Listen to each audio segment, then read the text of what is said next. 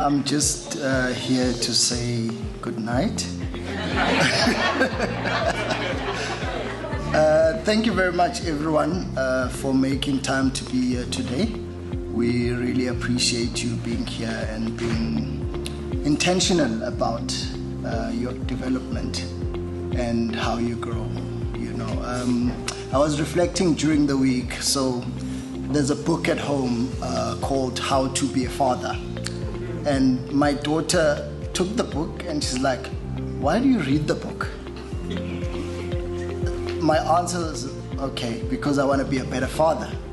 Okay, then she says something nice. She says, but you're already doing great as a father. You don't need the book. And my response was, I'm a great father because I read the book. And the biggest question in my mind was, how are you improving yourself? What are you doing intentionally to improve yourself as a student, as a parent, as a husband, as a wife, as a colleague, as a service provider? How are you intentionally improving yourself? Because if you're not getting better, you're getting worse. And it's really hard to deal with someone who's getting worse. Think about it. Because someone said the other day, when a teacher stops being a student, they stop being relevant.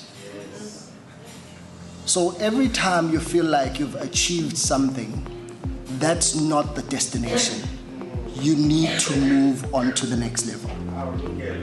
So please, in everything you do, whether you're graduating, whether you're in grade 7 or you're grade 10 or 12, make sure that you keep pushing to improve yourself. Can we make a deal on that? Awesome. Okay. Now in closing,